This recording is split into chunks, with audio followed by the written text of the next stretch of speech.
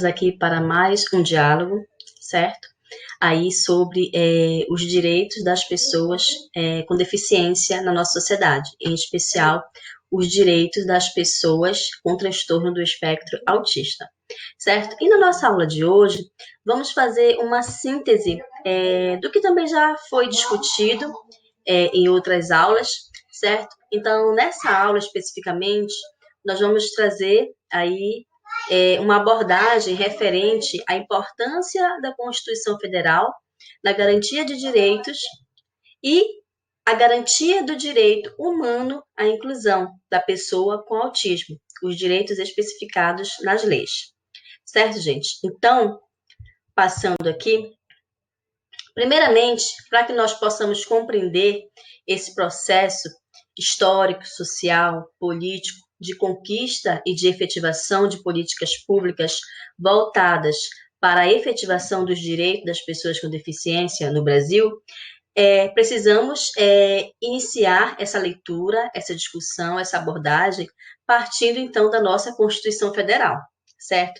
A Constituição Federal é fruto de uma conquista, certo? Histórico, político e social, advinda dos movimentos sociais, aí na época da ditadura militar. Ou seja, foi através dos movimentos sociais que a Constituição Federal ela foi então aí instituída como forma aí também de superação, certo? Desse período sombrio na história das sociedades, que no caso aí foi a ditadura, no caso da história também da sociedade brasileira, certo, gente? Então, a criação, a instituição da nossa Constituição Federal demarca esse marco histórico mesmo, muito relevante, muito importante, porque a partir de então, a partir da criação da nossa Constituição Federal, que muitos debates, várias discussões vão aí serem promovidos em prol da democracia, em prol dos direitos dos cidadãos, certo? Do cidadão brasileiro, o direito à educação, o direito à vida, o direito a ter oportunidade de acesso, certo? Então, ele coloca aqui, a Constituição é o resultado vitorioso dos movimentos sociais, que não somente puseram fim à ditadura, como atuaram nos anos seguintes em diversos temas de direitos humanos, como saúde, questões de gênero e educação, fortalecendo a sociedade civil e viabilizando muitas de suas demandas. Ou seja, daí nós podemos compreender a importância desses movimentos sociais para a efetivação e a criação da nossa Constituição Federal, e que a partir dela, certo, temas como direito à saúde, certo, questões de gênero, retratando aí os direitos sociais referentes ao papel do homem, da mulher na sociedade, questões de acesso e direito à educação vão sendo aí abordados, evidenciados a partir da efetivação da nossa Constituição Federal, certo? Então, a Constituição Federal de 88 tem como objetivo assegurar o bem-estar, o desenvolvimento, a igualdade e a justiça como valores supremos de uma sociedade, certo? Infelizmente, ainda hoje no Brasil, nós observamos muitas famílias, principalmente famílias de classe pobre, certo? Sem nenhuma oportunidade de acesso à saúde, à educação, à moradia, à prática esportiva, ao lazer, certo? Então, apesar dessas populações, certo? As populações mais carentes da sociedade, constituírem a maioria social, infelizmente, são pessoas, são famílias, certo? Que estão em situação, muitas das vezes, de extrema pobreza, sendo aí invisibilizados, sofrendo com a falta de acesso a esses serviços. E quando pensamos essa questão da legalização dos direitos, em especial as famílias, certo? Dessas pessoas com deficiência, em especial a pessoa com transtorno do espectro autista, podemos evidenciar a partir da legalização, a partir da instituição dessas leis, certo? No caso aqui a Constituição Federal, que vai demarcar então esse grande passo, esse avanço em prol dessas conquistas e dos direitos dessas pessoas de acessarem a saúde, a educação, a moradia e entre outras ações e ações mesmo, né, e oportunidade de acesso, de se emancipar, de ingressar no mercado de trabalho, de exercer a sua cidadania plena, certo? E usufruir desses direitos, certo? Então, a Constituição Federal de 88, lá no artigo 5º, ele vem colocar que todos são iguais perante a lei, sem distinção de qualquer natureza, garantindo-se aos brasileiros e aos estrangeiros residentes no país a inviolabilidade do direito à vida, à liberdade, à igualdade, à segurança e à prioridade nos termos seguintes, certo? Então, esse artigo 5º, ele vem deixar claro, né, que a questão, por exemplo, do preconceito, que ainda assim é evidenciado, infelizmente, na nossa sociedade, certo? É uma questão que precisa ser problematizada, que precisa ser superada, certo, gente? Que nós não, enquanto sociedade, nós não temos que naturalizar, achar que o preconceito é normal, que agir de uma forma preconceituosa é normal, de ter uma postura preconceituosa muitas das vezes é normal, certo? E não é. Então a lei vem dizer, todos somos iguais perante a lei, certo, gente? Então, essa questão dos direitos, do direito à vida, do direito à saúde, do direito à liberdade, à igualdade, certo? À oportunidade, certo? Eles não podem ser violados.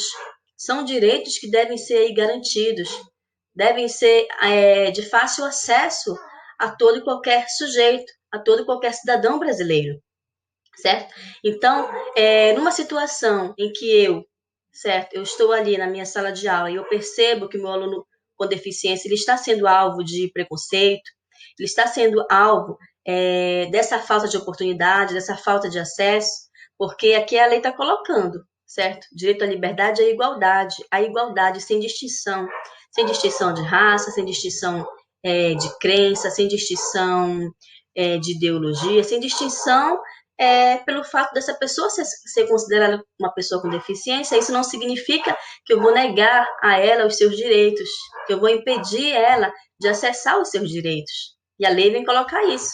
A sua integridade, o seu acesso. Entendeu, gente?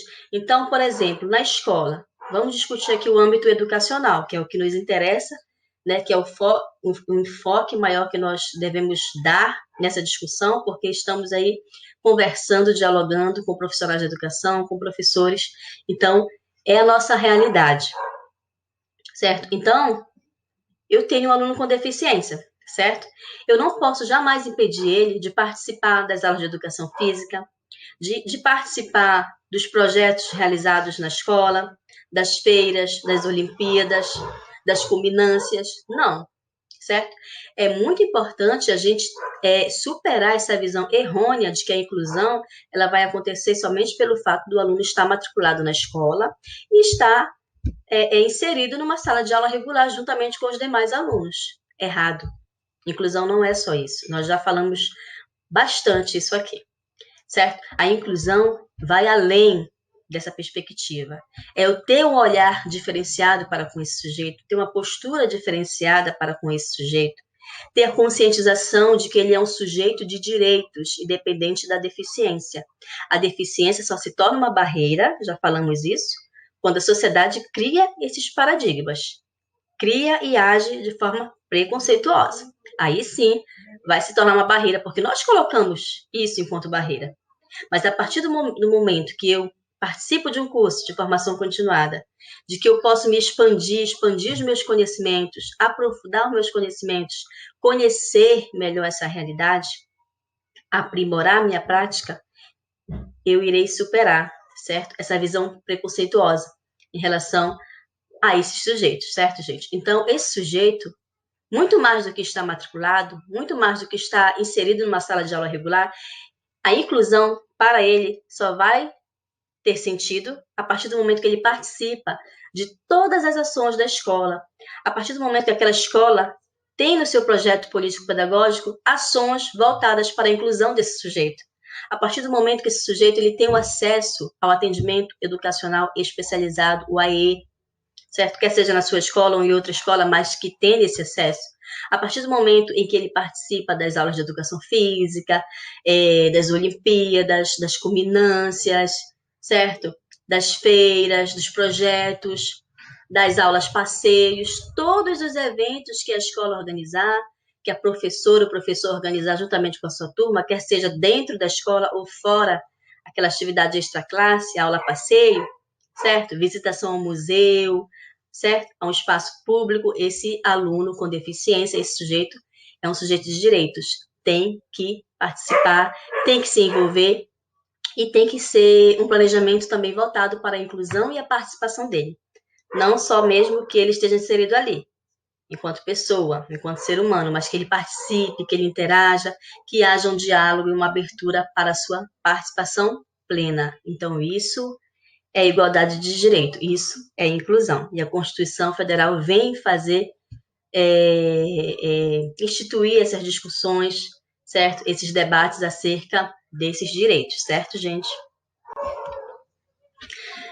O artigo 6º da Constituição Federal, ele vem colocar a questão dos direitos sociais dos cidadãos, os cidadãos brasileiros, nós, eu e você, os nossos alunos, a sociedade de uma forma geral, e as pessoas com deficiência também, não fogem essa lógica. Então, quais são os nossos direitos aí? Direitos fundamentais, direitos essenciais, certo? Todo e qualquer ser humano tem que ter direito à educação, direito à saúde, direito à alimentação, direito ao trabalho, direito à segurança, direito ao transporte, ao lazer, à moradia, à previdência social, à proteção, à maternidade e à infância e direitos à assistência aos desamparados, certo? Dentre essa diversidade de direitos, nós percebemos aqui que muitos, infelizmente, apesar dos grandes avanços legais, apesar de termos hoje várias leis que vêm falar desses direitos, da garantia desses direitos, da inclusão, nós percebemos, infelizmente, que muitos desses direitos ainda são violados, certo? Então, nós, enquanto sociedade, enquanto profissionais da educação, nós não podemos colocar uma venda nos nossos olhos e fingir que não temos nada a ver com isso. Nós temos sim, certo, gente? O nosso papel é fundamental, principalmente no que diz respeito à questão da educação, certo? Então, uma vez que eu percebo que aquela família, que aquele aluno, aquela família, ela não está sendo assídua no que diz respeito à participação, à frequência desse aluno na escola, eu percebo que esse aluno está faltando muito, certo? Não está participando, não está comparecendo à escola, não está tendo a sua frequência de forma assídua na escola, é algo preocupante. O meu papel como professor, qual seria o meu papel como professor? Informar a assistência social da escola, certo? Olha, esse aluno fulano de tal, tem 5 dias que ele não veio à escola, que ele não compareceu à escola, tem 1 semana que ele não compareceu à escola. E aí cabe agora, você fez o seu papel de informar a assistência social, certo? Aí agora cabe a assistência social, vai fazer o levantamento, né, o endereço do aluno, vai, primeiramente, acredito que entrar em contato com essas famílias para saber o que está acontecendo.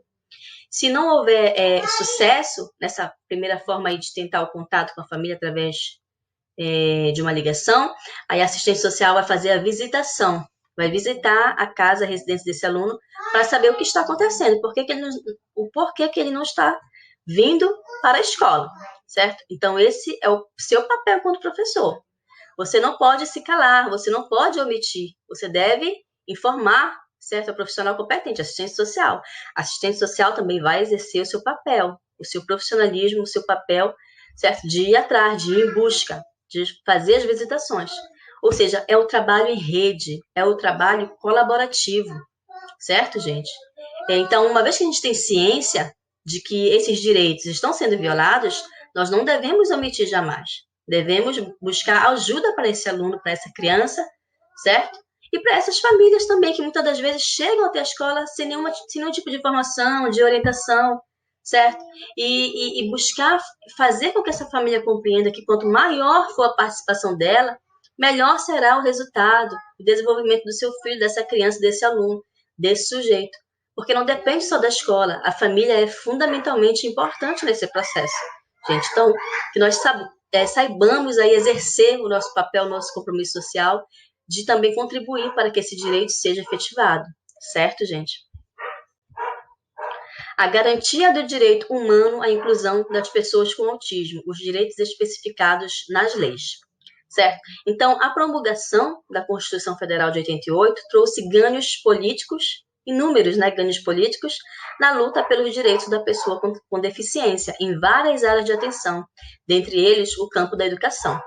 Os direitos referentes à inclusão, enquanto dever do Estado e realidade social, não fogem ao controle do direito, certo, gente? Então, foram muitos ganhos que nós podemos conquistar enquanto sociedade, certo? A partir da promulgação da Constituição Federal, dentre eles, certo? O direito aí à educação, a uma educação pública de qualidade, a uma educação que seja uma educação de acesso, certo? A todo e qualquer sujeito, todo e qualquer cidadão brasileiro, independente de raça, independente de crença, independente de classe social, certo? Essa pessoa, esse sujeito, quer seja com deficiência ou não, ele tem sim que exercer o seu direito pleno à educação e a uma educação de qualidade. Então, por isso que ele coloca aí, não foge ao controle do direito, porque é uma questão de direito. Mas é um direito que deve ser efetivado de uma forma qualitativa. Nós, eu e você, enquanto sociedade, certo? Devemos aí fiscalizar também os órgãos, fiscalizar o papel das famílias, se está havendo a inclusão, se está havendo a participação dessa família, a frequência dessa criança, desse aluno na escola, certo? Então, é o controle do direito, de que forma essa educação está sendo promovida, certo? Nós sabemos, sim, que já houveram vários avanços e várias conquistas nesse campo aí voltado à educação inclusiva, certo?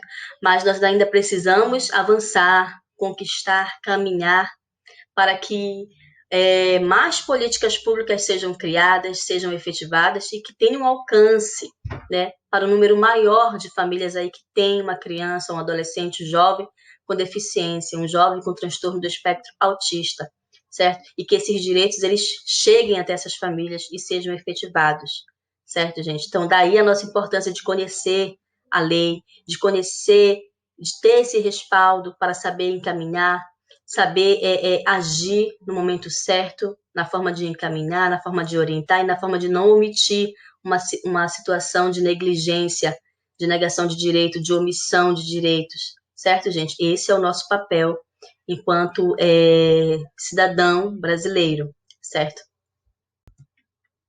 Então, na verdade, é a própria Constituição Federal que anuncia como direito de todos, dever do Estado e da família, com a tríplice função de garantir a realização plena do ser humano, inseri-lo no contexto do Estado democrático e qualificá-lo para o mundo do trabalho. Ou seja, o que é que ele está colocando aqui?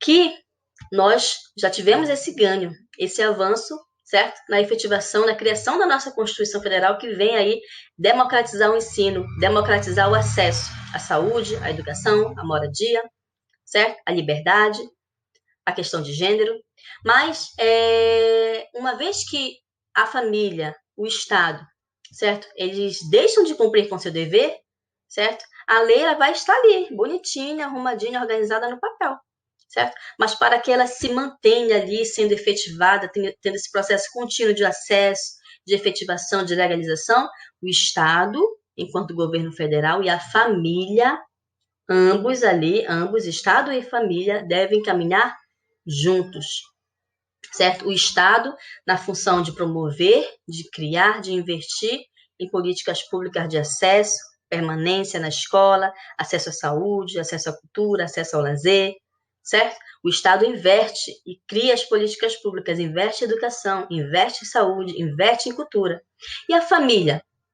Não adianta o Estado somente investir, se a família não fizer seu papel de conduzir esse sujeito para que ele tenha acesso, conduzir ele até a escola, realizando a sua matrícula, sendo assídua, uma família assídua no que diz respeito à sua frequência à escola, a sua participação plena nas ações desenvolvidas pela escola, certo? A família inserir ele no ambiente de convívio ali social, pela assistência social, a família envolver esse sujeito no atendimento clínico, no atendimento advindo de uma equipe multiprofissional, no que diz respeito ao seu desenvolvimento pleno também aí, ao acesso, certo? A terapia ocupacional, o atendimento psicológico, o psicopedagogo, ou seja, a família também tem que fazer o seu papel, tem que ter a consciência dos seus direitos e deveres para com aquele sujeito, certo? As políticas públicas estão ali, mas cabe à família conduzir esse sujeito e fazer com que ele tenha esse acesso pleno, né? Como aquela reportagem que nós assistirmos, né? Acerca aí da primeira clínica escola, e a Berenice Piana, ela coloca que, apesar de tantos ganhos e de tantos avanços em prol da efetivação e legalização dos direitos das pessoas com deficiência, em especial aí as pessoas com transtorno do espectro autista, certo?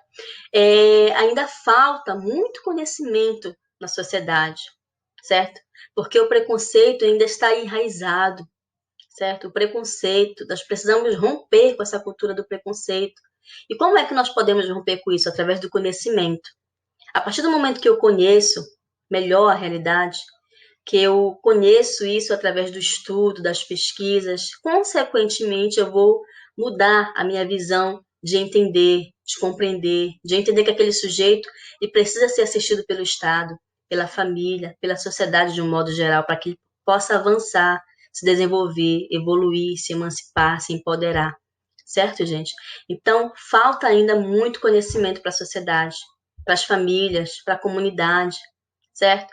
Para os professores também. Então, é através dessa oportunidade de curso de formação, de aperfeiçoamento, né? É a partir desse acesso a esse conhecimento que eu vou melhorar a minha prática, que eu vou melhorar o meu agir pedagógico, a minha postura pedagógica, o meu fazer pedagógico diante desse aluno, né?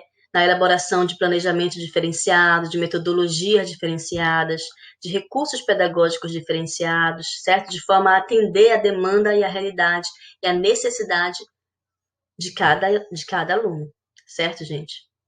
Então, falta conhecimento, falta conscientização também acerca dessa causa, que é uma causa justa, deve ser uma causa democrática, uma causa nobre em prol da sociedade, caminhar e atender a esses direitos, aos direitos das pessoas com transtorno do espectro autista. Certo, gente? Então, quando a sociedade caminha juntamente, não só o governo cria as políticas públicas, mas a sociedade entende seu papel.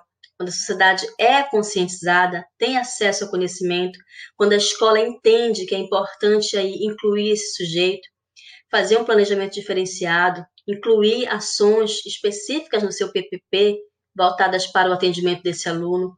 Quando todos fazem a sua parte, quando há aí o trabalho de maneira aí a forma de trabalhar a intersetorialidade, governo, estados, municípios, família, sociedade, comunidade, corpo pedagógico da escola, com certeza contribui para o desenvolvimento pleno desse sujeito, desse ser humano, desse indivíduo. Certo, gente? Então, essa foi a nossa aula de hoje. Até breve. Forte abraço a todos. Fiquem bem.